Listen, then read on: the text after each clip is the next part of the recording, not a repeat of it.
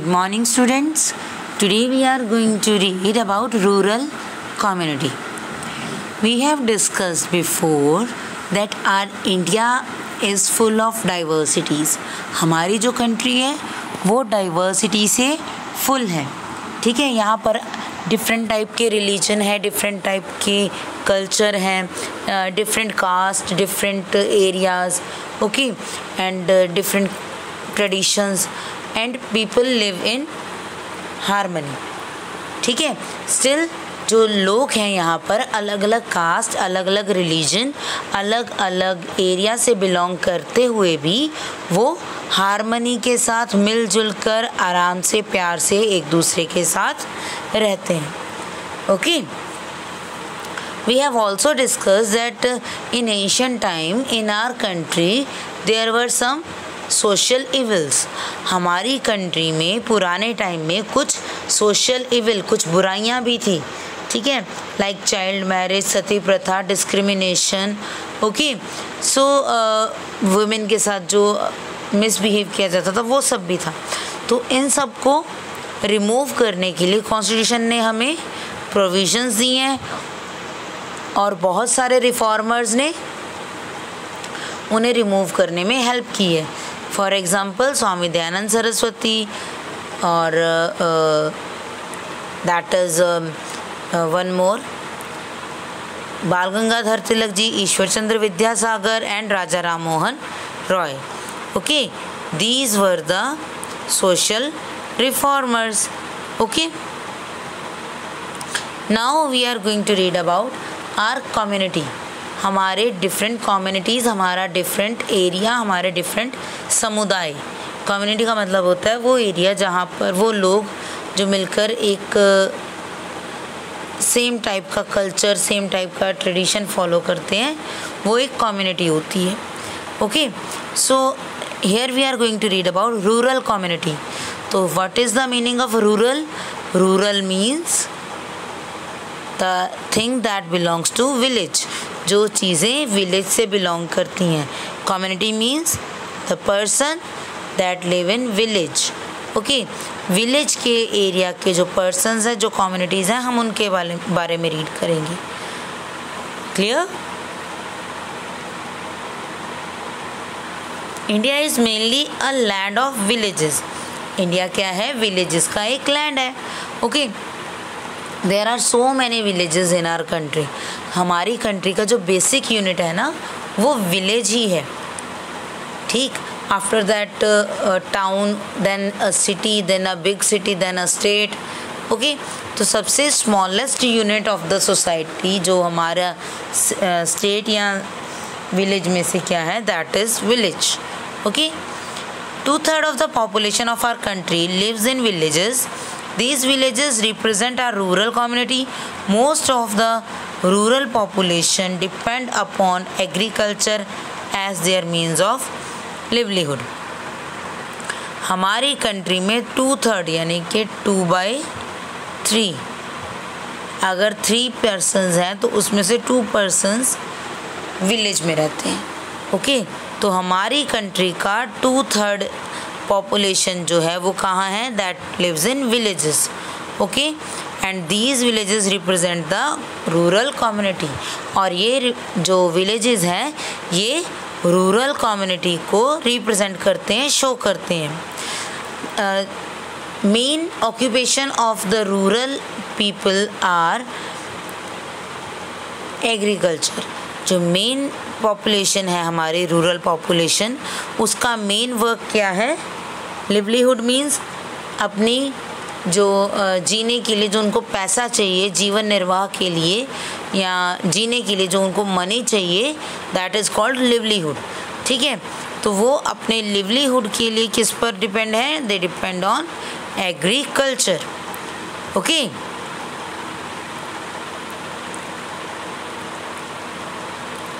after independence, India has made tremendous progress in the field of agriculture, industry, power generation and other resources. बहुत time बाद जब we got freedom, at that time we were very poor. ठीक है. And with the time, passage of time, we just developed our industries, our agriculture, power generation and many other resources. The impact of this development can be seen in the villages also. और ये development हमें villages में भी दिखी. कैसे? Do you know about green revolution? Green revolution means कि जो production थी एग्रीकल्चर फील्ड की वो बहुत ज़्यादा ग्रो हुई. ठीक है, तो ग्रेन्स की प्रोडक्शन ग्रो हुई. So green revolution related to grains. Grains means जो हमारी फसलें होती हैं उनसे रिलेटेड है. Okay. White revolution related to milk. White है तो it just represent the milk. Blue revolution it represent the fish. Water का कलर हमें कैसा विजिबल होता है? ब्लू. एंड फिश कहाँ होती है? राइट, वाटर में या सी में. ओके. तो ब्लू रेवोल्यूशन किससे रिलेट कर रहा है, किसको रिप्रेजेंट कर रहा है? It represents fish. Okay. Fishery में बहुत ज़्यादा डेवलपमेंट हुई कि फ़िश को बहुत ज़्यादा पालने लग गए लोग और उसको सेल किया जाने लगा, तो इनमें बहुत ज़्यादा डेवलपमेंट हुई है. And the next is yellow revolution. Yellow revolution means yellow colour का क्या होता है? आप जो ऑयल यूज़ करते हैं, what is the colour of that oil? That is yellow. ठीक है, तो येलो रेवोल्यूशन ऑयल सीड्स के साथ मैच कर रहा है, रिलेट कर रहा है कि ऑयल सीड से हम ऑयल प्रोड्यूस करना स्टार्ट हो गए, ज़्यादा से ज़्यादा ऑयल प्रोड्यूस करने लगे after the yellow revolutions. So there are the 4 revolutions given here. Green revolution for grains, white revolution for milk, blue revolution is for right fish, and yellow revolution is for oil seeds. Okay. The impact of this development can be seen in the villages. Most of the villages are now linked with cities by roads and railways. maximum जो हमारे villages हैं वो या तो road से या फिर railway से. ओके. रोडवेज और रेलवेज दोनों के साथ वो लिंक हो चुके हैं, उनका वर्किंग लिंक हो चुका है, वो इजीली कहीं भी मूवमेंट कर सकते हैं. Here is the picture of village. ये मॉडर्न विलेज है, पुराने टाइम का नहीं है. It is a modern village, तो उसकी पिक्चर आपको यहाँ पर शो की गई है. Okay. Now gradually in the village area we started using new technology. जो नई नई टेक्नोलॉजीज़ आ रही हैं हमने वो सब यूज़ करना स्टार्ट कर दिया. क्लियर? तो हमने क्या यूज़ करना स्टार्ट किया?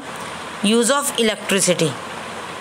आप अपने अगर ग्रैंड पेरेंट्स से पूछेंगे तो वो कहेंगे हमारे टाइम में जब हम छोटे बच्चे थे देयर वाज नो इलेक्ट्रिसिटी. कोई इलेक्ट्रिसिटी नहीं थी. लैंप जलाते थे या दिया जलाते थे और कैंडल बर्न करते थे. तो जो भी है उनका यही रिप्लाई होगा कि उनके टाइम में इलेक्ट्रिसिटी नहीं थी या बहुत कम एरियाज़ में थी. ओके. तो इलेक्ट्रिसिटी के यूज़ से जो हमारी रूरल लाइफ है, हमारे विलेज की लाइफ है, वो बहुत ज़्यादा चेंजेस आए हैं, उसमें बहुत ज़्यादा रेवोल्यूशनाइज्ड हो चुकी है. Television, radio, telephone, different type of home appliances common in rural areas also. Now we are using another gadget that is mobile phones. ठीक है, तो ये सब चीज़ें विलेज तक पहुंच चुकी हैं, वेदर इट इज़ इलेक्ट्रिसिटी और TV, radio, telephone, all these are required in villages. ठीक है, ये सब चीज़ें भी विलेजेस में रिक्वायर्ड है और इनसे विलेजेस में रहने वाले पर्सन्स की लाइफ बहुत ज़्यादा चेंज हो गई है. New agriculture implements, fertilizers and finances are easily available. If we want any type of finance from a bank, it is very much easy to take loan or finance from the bank. Okay. These have helped the farmer to usher green revolution in the country. It was changed the lifestyle of the rural population. जो finance से help मिल रही है या जो हमारे पास new technologies हैं उससे किससे हेल्प हो रही है?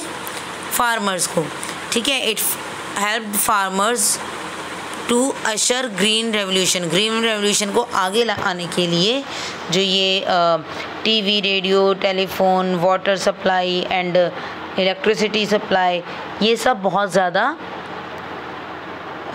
इजी हो रहा है इनके साथ वर्क करना। ओके, ये चीज़ें बहुत हेल्प कर रही हैं फार्मर को। Country, it has change the lifestyle of the rural population.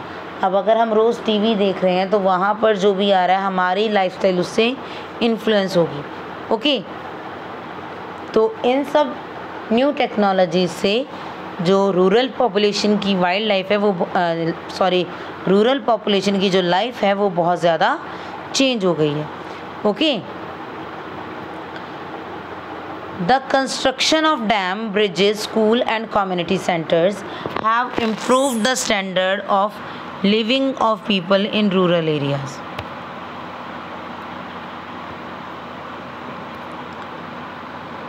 Dams और ब्रिजेस की कंस्ट्रक्शन, स्कूल और कम्युनिटी सेंटर्स की कंस्ट्रक्शन, इन सब चीज़ों से जो विलेज में रहने वाले पर्सन्स हैं उनका स्टैंडर्ड भी बहुत ज़्यादा हाई हो चुका है।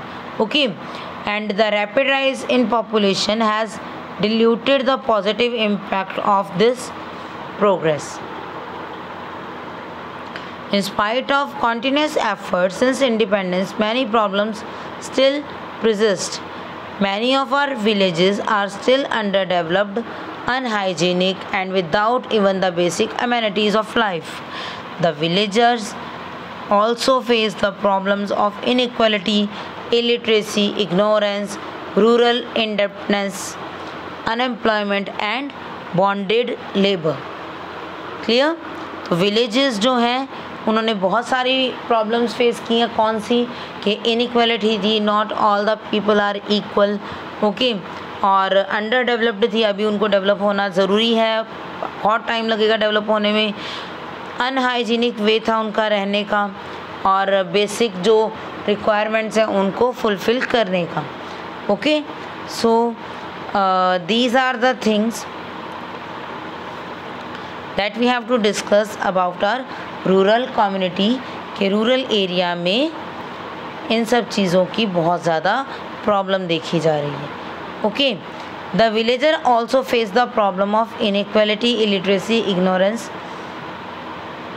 Rural indebtedness, unemployment and bonded labour. For this we must stand together and try to solve these problems on war footing. हमें इन प्रॉब्लम्स को दूर करने के लिए, वार फुटिंग मीन्स युद्ध स्तर पर के, जैसे लड़ाई के लिए हम बहुत ज़्यादा प्रिपरेशन करते हैं, तो सेम इन प्रॉब्लम्स को दूर करने के लिए भी हमें बहुत ज़्यादा प्रिपरेशन करनी है, बहुत हायर लेवल की प्रिपरेशन करनी है. Okay, for this we must stand together and try to solve these problems on war footing. If villages prosper, India will definitely become economically and socially strong. अगर हमारे villages सही होंगे, prosperous मतलब समृद्ध होंगे, वहाँ के लोग खुश होंगे, only then जो हम हैं वो पूरी कंट्री के बारे में ऐसा कह सकते हैं कि हमारी पूरी कंट्री में इक्वलिटी है और सभी इक्वली रह सकते हैं, सब रह रहे हैं प्यार से, harmoniously they are living in our country. Okay, now there is, do you know, green revolution begins in India in the mid 1960 में green revolution start हुआ और इससे क्या increase हुआ? Increase production of crops like wheat, rice, etc. तो ये सब चीज़ें ग्रीन रेवोल्यूशन के कारण ज़्यादा ग्रो होना स्टार्ट हो गई. MS Swaminathan is known as father of green revolution. MS Swaminathan को रेवोल्यूशन का फादर कहा जाता है. Punjab was the first state to try the new crops. The second green revolution started in 2009 in eastern state of India. Second great revolution कहाँ start हुआ? Eastern state में India के in 2009. Okay, I hope you all have learn this.